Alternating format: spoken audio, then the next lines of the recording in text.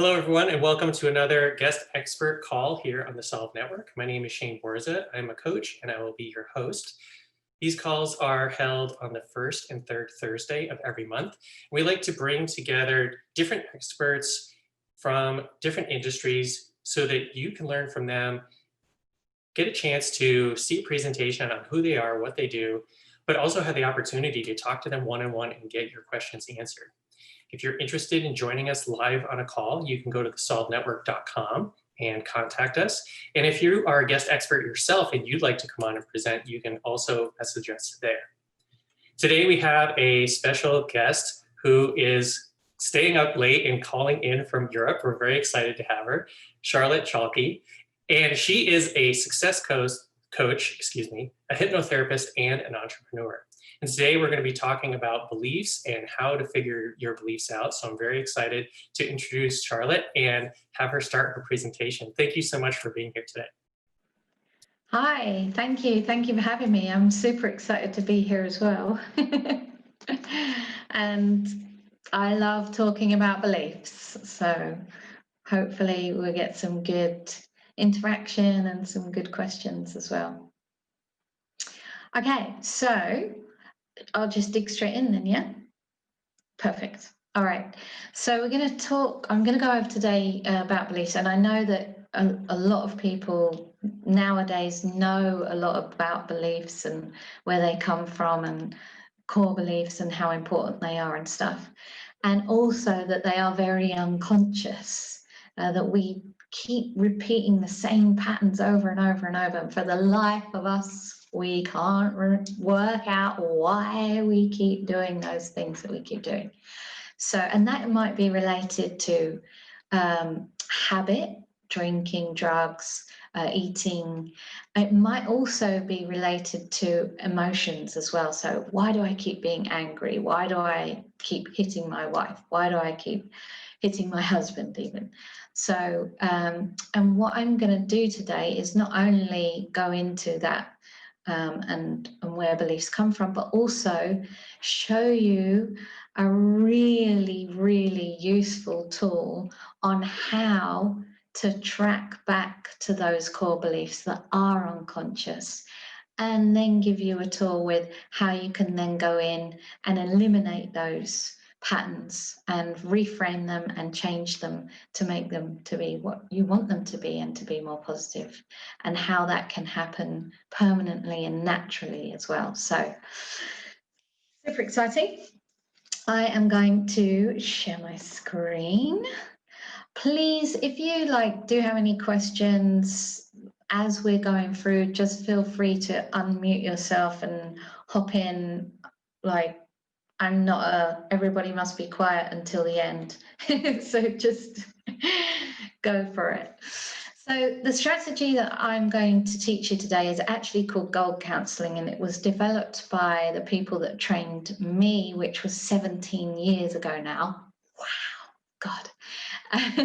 It's called gold counselling, and it's George's Phillips and Lindy Phillips who that actually developed it. It's not a very well-known tool, and yet it's super effective and super powerful. So you guys are really lucky to have access to this. I use it all the time for working on myself and working with my clients. I teach my clients how to use it, and I also train people to become hypnotherapists. And this is one of the most useful tools that people find. So, what is gold counselling? I'm going to keep it like this just because I find it easier. So, it is a system and a technique created to help discover those hidden, those unconscious core beliefs.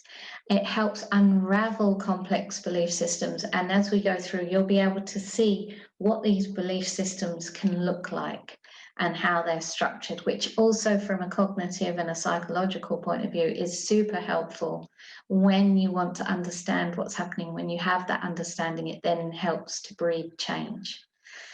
And it helps identify between those primary and secondary beliefs. So again, as drinking is your issue, your primary belief is that you are not good enough, and your secondary belief is that you have no motivation and you can't be bothered to get up in the morning. Okay, so the symptoms go further down. So as you go from primary, they're the more unconscious ones, secondary is more conscious, tertiary, and so on and so on and so on.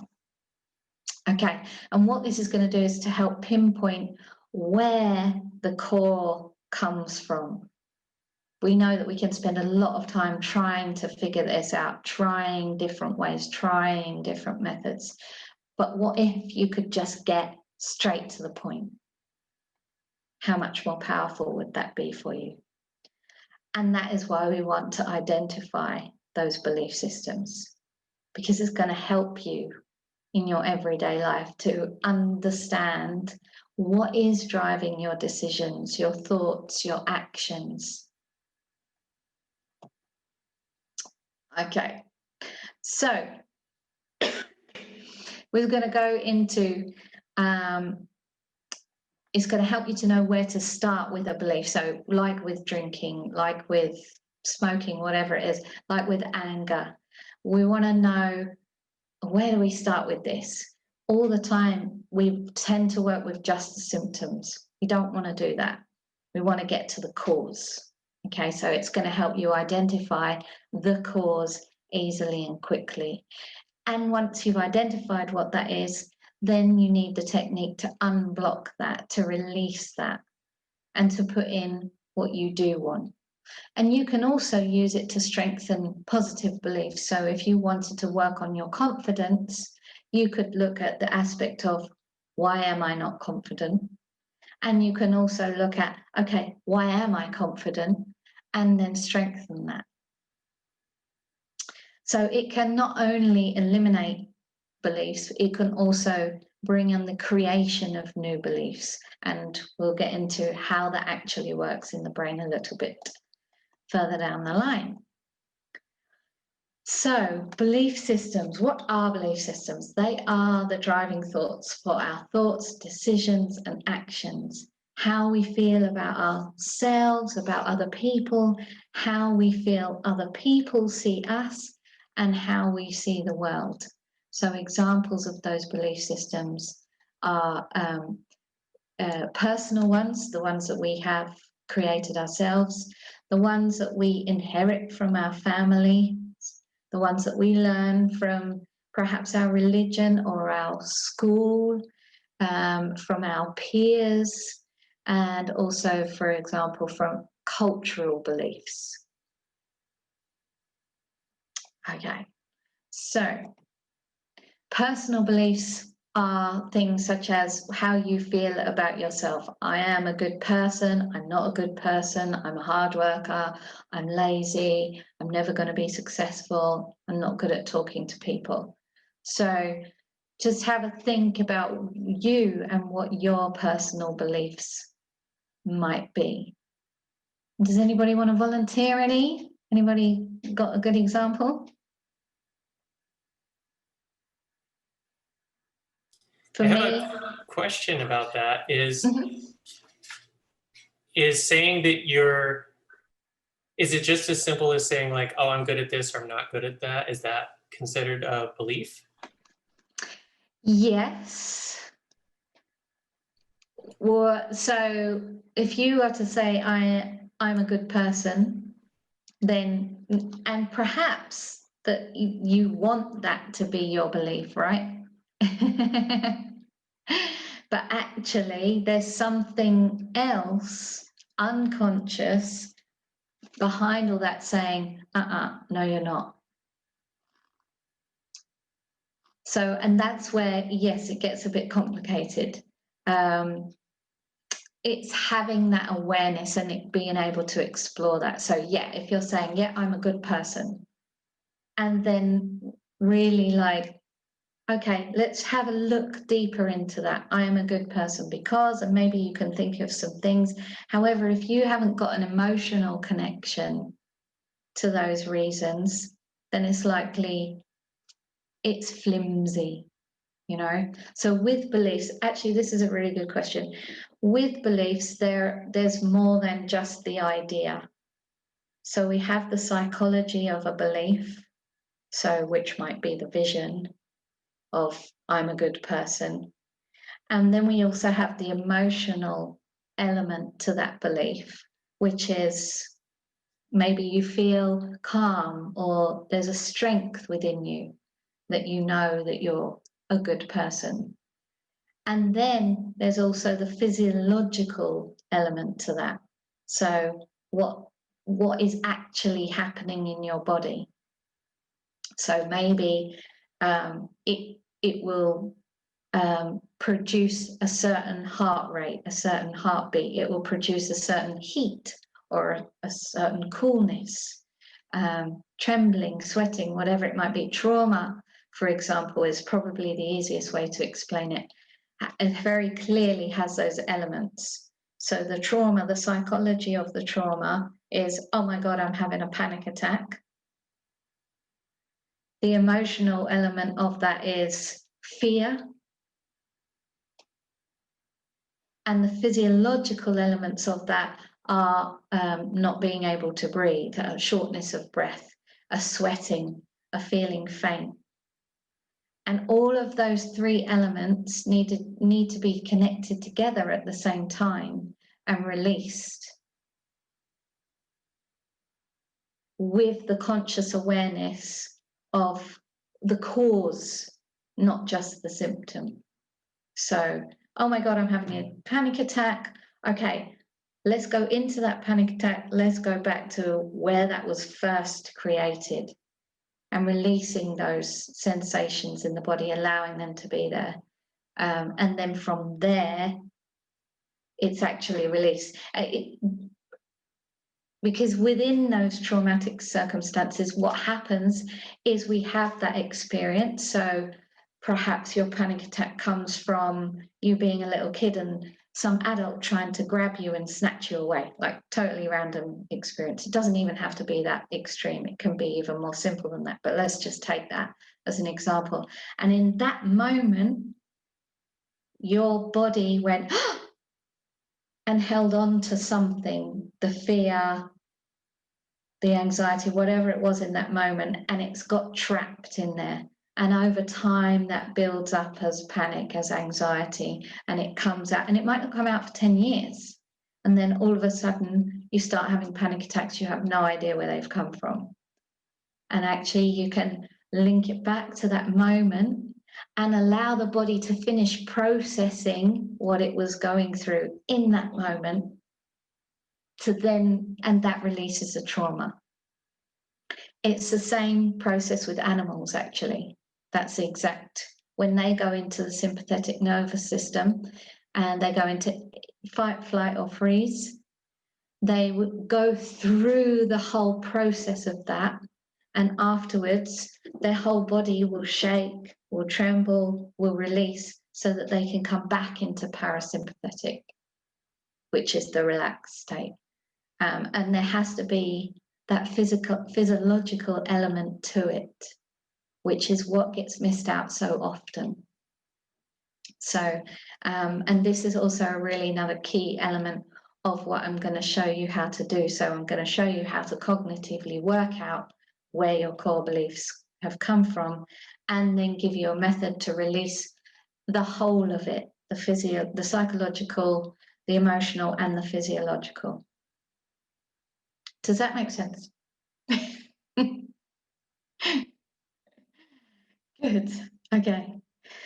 So other beliefs are family beliefs, things that we learn from our parents, our siblings, such as blood is thicker than water.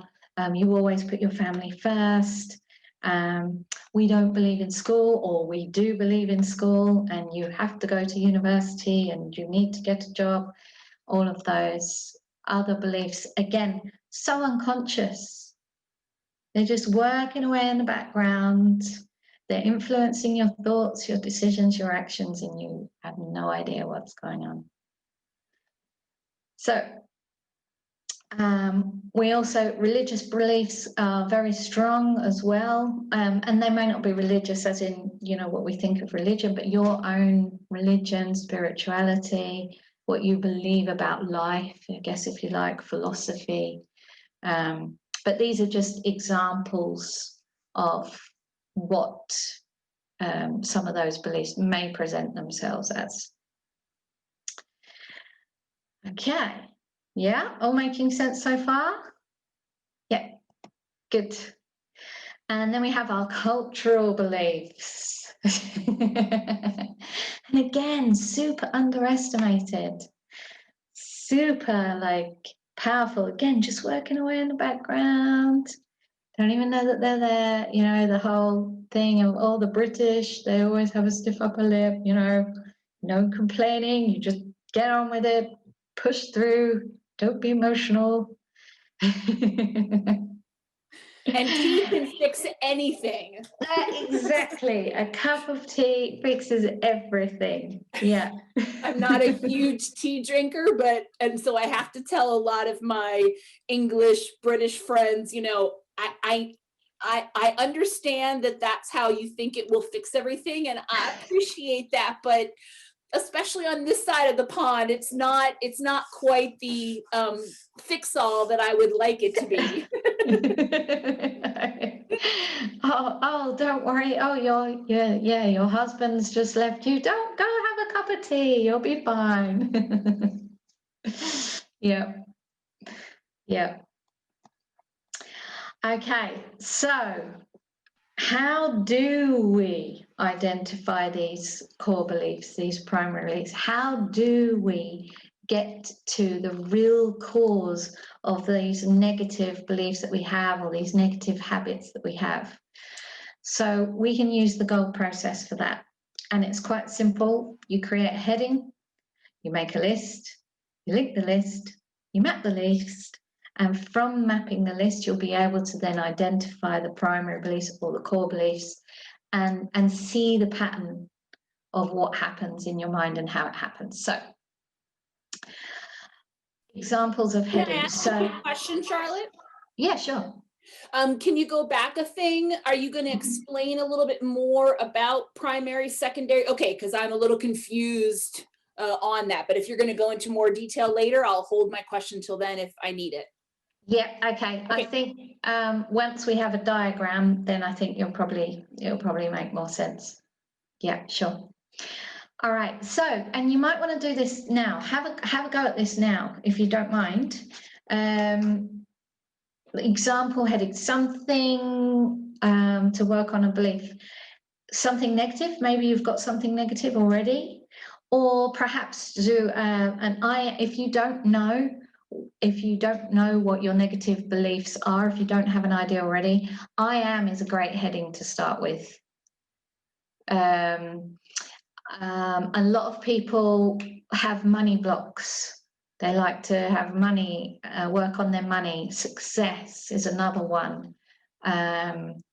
Being good enough or fear of failure, those are popular ones. So if you guys could think of one that you would like to work on, or if you're struggling to find where to start, I am is a good place to start.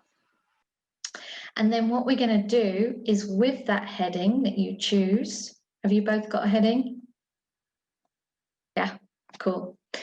With that heading, we're going to make a list, okay, of everything that comes to mind to do with that heading. So, and actually things might come to your mind that you feel aren't related. Just write them down anyway. Our minds work in mysterious ways, so it's always good not to discount anything.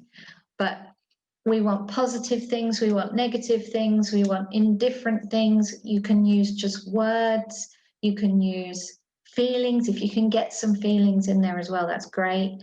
Any physiological sensations, that's also really useful to put in there. You can put sentences in there as well, doesn't have to be one word, but just take a few minutes to just write down as much as you can.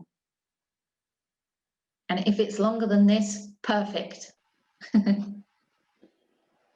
Charlotte, can I interject? Sure. Normally I'm in the background, but I'm at a spot where I don't have a lot of background noise right now. So one of the one of the things I wanted to ask, or maybe have you unpack a little bit as you're getting into this part, you were talking about the different influences on, I guess, belief systems, if I'm understanding that properly. Yes. I've heard some people talk about belief systems as kind of like the operating system for a computer.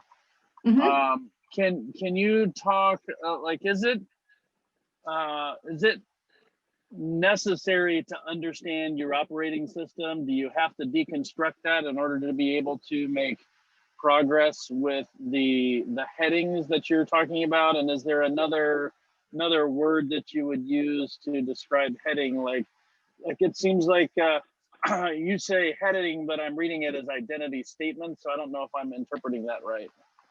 Yeah, I have put it that way, but it doesn't have to be. It could be something else. Oh God, typical now, I can't think of something. But yeah, it could be something just emotional, like anger or anxiety. So you're talking about an emotional state of being versus an identity statement, which is I am a mother, I'm a father, I'm a. So you're saying that that the expressive statement about where you are, whether that's physiologically, emotionally, intellectually, that's separate and distinct from the operating system, but they both seem to be anchor points. So I guess I don't know if I'm linking this right. Yeah, no, I totally understand your question. So they're all the operating system. Yeah, that's a great way to describe it. Your belief systems drive your thoughts, your decisions, your actions. And we want that actually to be unconscious because it is unconscious. It allows us to experience what we are experiencing in the moment. The operating system includes not only what's going on in the brain, but also what's going on in the body. So they go hand in hand together. They don't always work well together,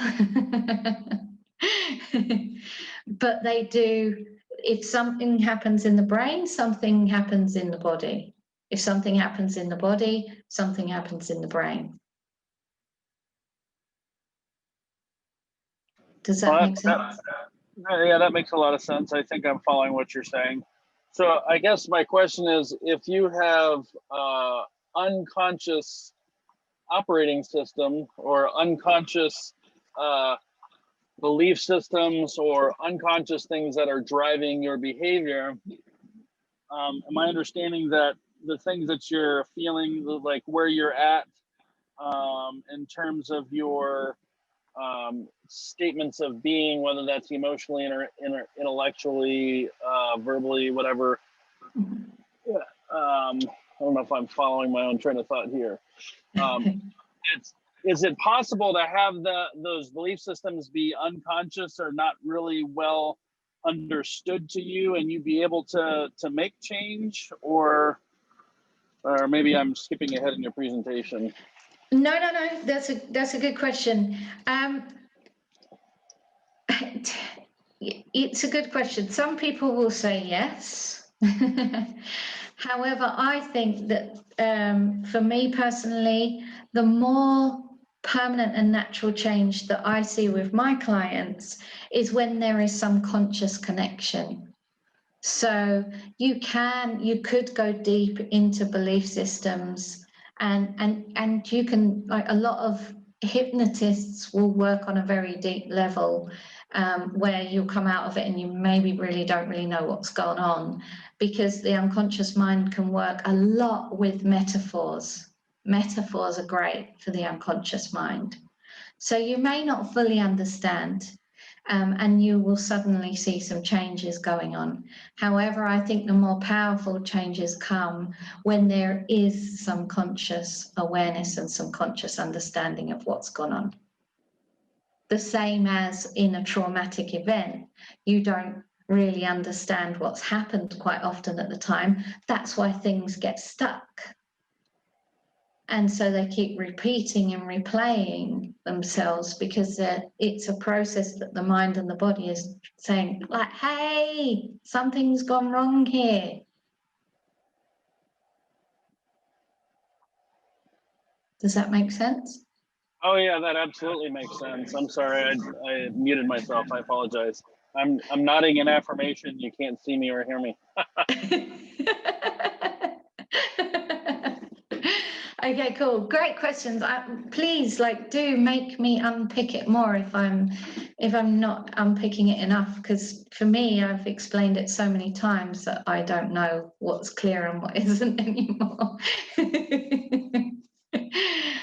So yeah, and so, like, for example, in this list, for example, anger, there's some physiological stuff in there like heat, tension, rush of energy, and then there's some little things like dad always shouting, or maybe it'll just say shouting. Maybe you can't pinpoint it to one person, but just anything that is associated with anger. And just you want to write down as much as you can. And you'll see, as I show you more examples of different lists further down the line, that they can be really long. They can be really long. Really, you want a minimum. This would be the minimum to be able to then link the list well. Cool. So Yeah, that's very helpful. That makes sense. Okay, cool. And have you been furiously writing away and making your lists? Good. So now we move on to the linking. So again, at the moment, this may not seem very clear, and that's okay. It will become clearer. So linking the list, what we're going to do is we're going to start from the top. So anger was the heading and heat is the first thing. So we're going to go through the rest of the list and say, okay, heat, go through the rest of the list. I don't know why shaking is standing out the most. So I'm going to put the F up next to the A. And then I'm going to go to the next one. Okay, anger, rush of energy. Let me go through the list. I feel like it connects with this one. Okay, and it can only connect with one. So there's only ever one letter on the right-hand side. And just go through each one on the list.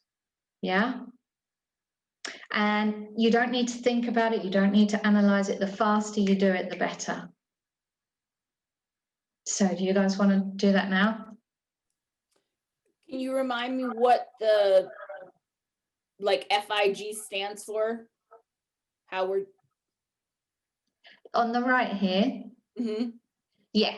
So heat is on the first one on the list. I go through the rest of the list and I think, I think it links to shaking. So F is shaking. So I'm going to put F up there. I gotcha. Okay. Yeah.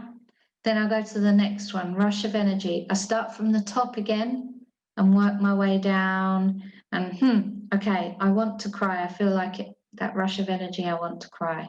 So I'm going to put I, because I is, I want to cry. Yeah.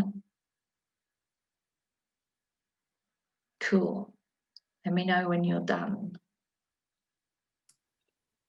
As I was making the list, I had kind of already drawn some arrows between some like ones. So, yep. Excellent. Excellent. So you're already naturally there.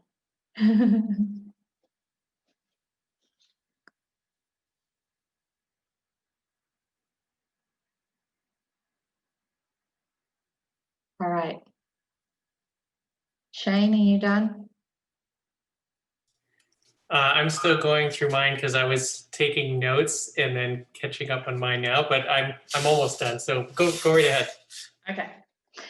All right. So mapping the list. Now this is the fun part. So this is where we start making little diagrams. A, which is the first one on the list, links with F. So we're going to write A down and we're going to do an arrow to F.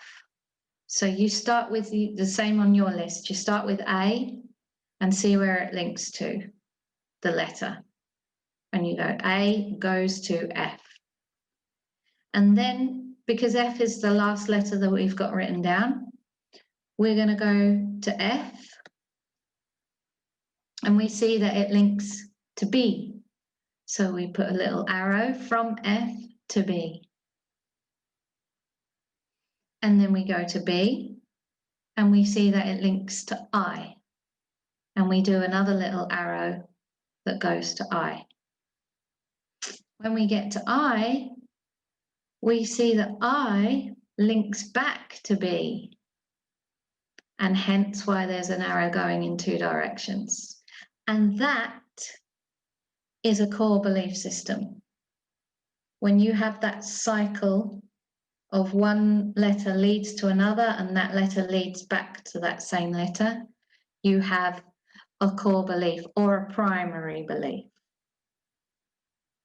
Okay, so now we've got that first little link in there. We've got A, F, B, and I. So what other letters link to either A, F, B, or I?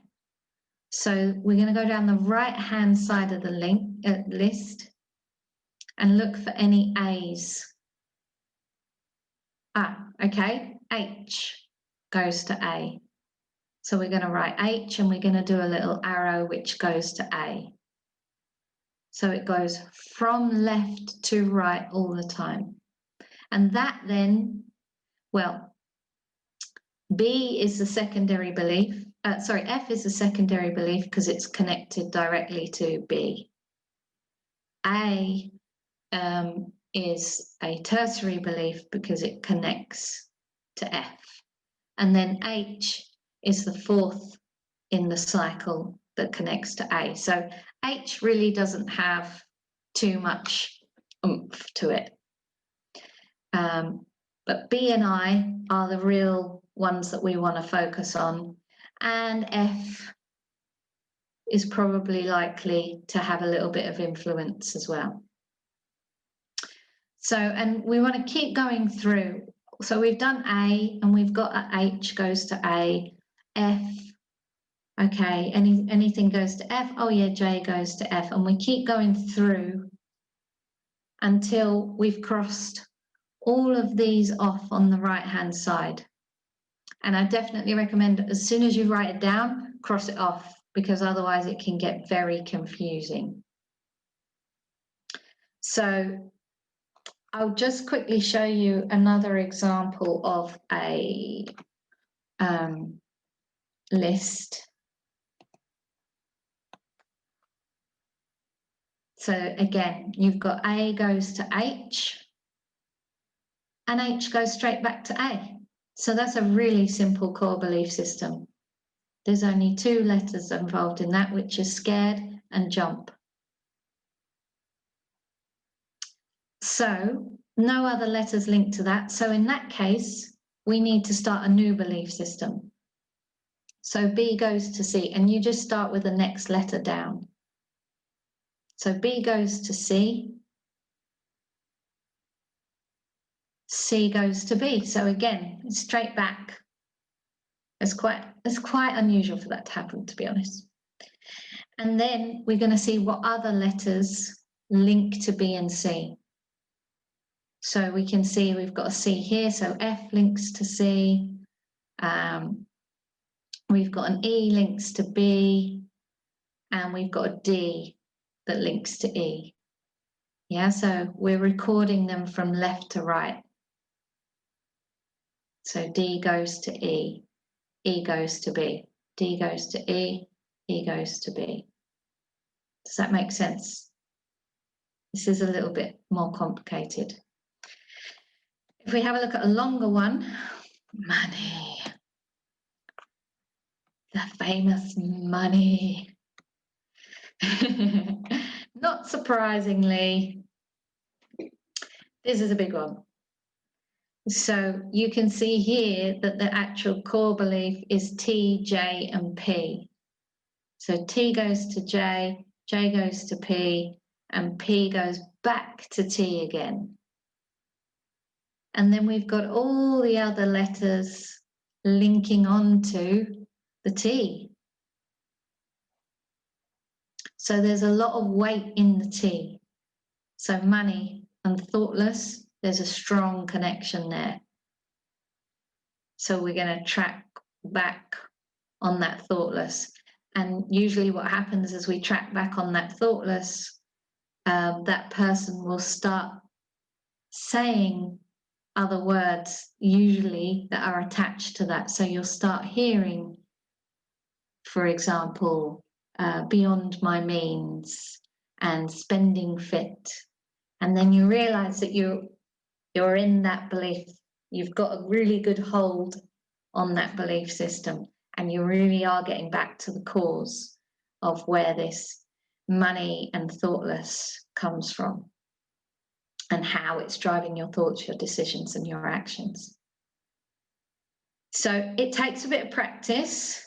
And what I've done, or what I will do, is give you access to these slides, and also I do a recorded video taking you through these slides as well, so you can go back through and practice. This is another, alcohol is another one. This is a long one again, and this is a much bigger. So with the money, it was still quite a small core belief system. It was a longer list, but most of those on the list were outside beliefs, symptoms. They become more of the symptoms. And the core beliefs was actually quite a small core beliefs. Whereas with this one in the alcohol, there's a lot in the primary belief system. So we've got a big cycle going on here.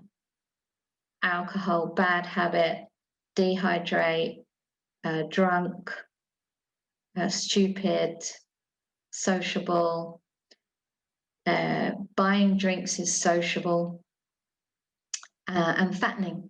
So you see there's a lot of conflicting stuff going on there as well, which is another huge thing about belief systems and the negative belief systems, and why we find it so hard to give things up, is because we have these conflicting beliefs going on. We know we don't want to drink alcohol because we know that it's fattening and it makes us feel crap and it's horrible, but also we have a good time and it's sociable. And we've constantly have this battle going on in our mind. And again, all unconscious. So do you see how this can help you track back to the core belief, to where it all began? And it just gives you somewhere to start. So once you go into this and break it open, you'll be like, oh, okay, I see. So one, you get awareness that you didn't have before. Two, that awareness then gives you knowledge. And it also gives you the choice then to change it and say, okay, I have this thing in my head that alcohol means being sociable. Is that really true? Knowing what I know now, do I still need that to be there? And then with things like, if there's the physiological things like shaking, then it's just about allowing that shaking to be there, which is just a matter of minutes, just going with it, allowing the shaking to be there. For example, if it's anxiety, and just allowing the body to move through that point of shaking, which sounds easy. And if you're having full-blown panic attacks, then that's a very scary thought. And I would say that going through that by yourself is not the best idea. Definitely reach out to somebody that knows how to help you through that. Even if it's not me, find somebody that knows how to help you go through that. And if you want it to be me, by all means, contact me. Okay, so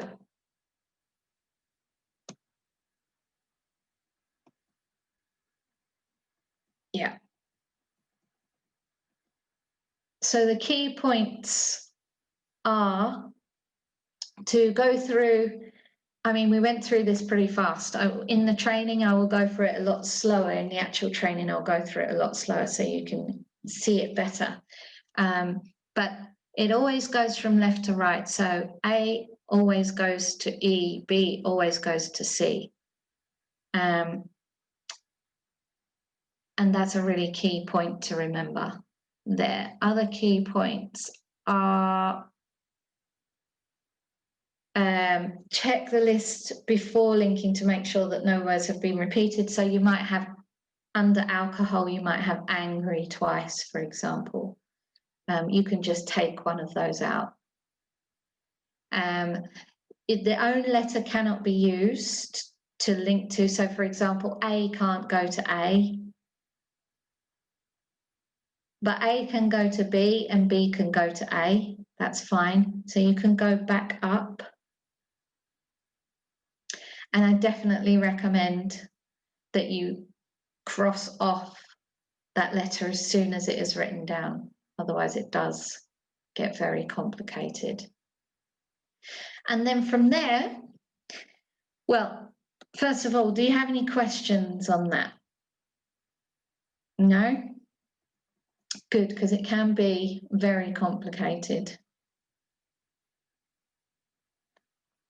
But awesome.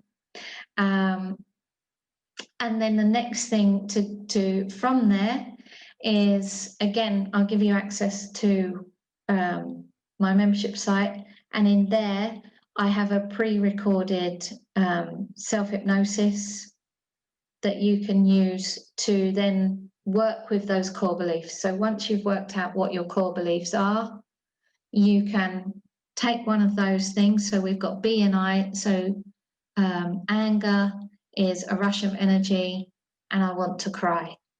So you listen to the meditation or self-hypnosis and you'll work with rush of energy and I want to cry.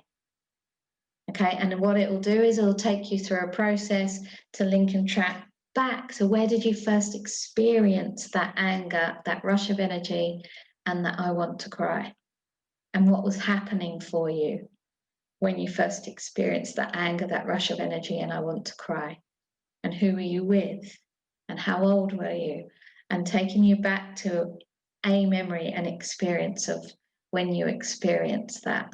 And just allowing you to then go into that experience. Normally, you know, you're younger, 7, 8 is usually a popular age of stuff like this, getting trapped. So maybe you were 7 years old and you were being told off because of something that you didn't do, and you were really angry about not being able to say, it wasn't me, I didn't do it. And you held on to that thing inside. So it's just about using the meditation to go back to that experience and release that. So being able to allow that 8-year-old part of you in your mind, and your unconscious mind doesn't know the difference between a dream and a daydream and actually something that's happening. That's why when you wake up sweating and absolutely petrified, thinking that you've been chased by a monster and your whole body has been moving and sweating and reacting, because to your unconscious mind it's real, it's really happening, and it's getting your body to react in that way. So your mind doesn't know the difference between the reality and the fantasy, or the memory and the now. So you can go back in and you are free to do whatever you wanted to do in that moment and you never did. You can give that 8-year-old part of you total freedom to, like, yeah, listen to me. It wasn't me. I didn't do it. And just release all of those sensations that are attached to that. And it's really as simple as that.